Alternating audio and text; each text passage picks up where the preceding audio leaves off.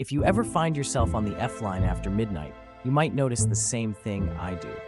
The train cars are almost always empty, except for a handful of people who look eerily alike.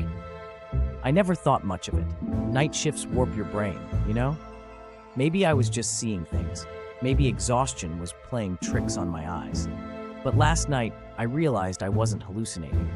There's a reason these passengers only appear after the last call, and I wish I'd never stayed awake long enough to notice. The ride starts out normal enough. I slump into my usual seat, earbuds in, scrolling my phone. At each stop, a figure boards, tall, pale, dressed in the same gray coat. They sit at equal distances from each other, never making a sound, never meeting my gaze. I always brush it off. Who am I to judge night owls looking for a quiet ride? But something changed when the train hit the tunnel under the river, and the lights began their usual flicker. That's when they all look up, in perfect unison, as if they were waiting for this moment. Their faces, previously shadowed, become visible in the dim strobe of the failing lights. Identical faces.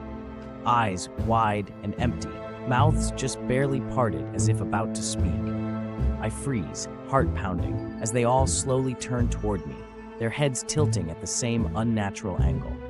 The car fills with the sound of their synchronized breathing, a raspy, unnatural rhythm that drowns out the noise of the tracks.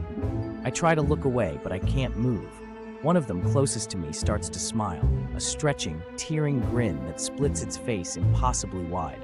The lights go out completely. In the darkness, I hear them stand and shuffle closer, their breathing now right above me. The last thing I remember before I blacked out was a cold hand pressing against my forehead, and a whisper, "You're one of us now." When I woke up, the car was empty, but my reflection in the window was not my own. And tonight, as the train goes underground, I can't help but look up.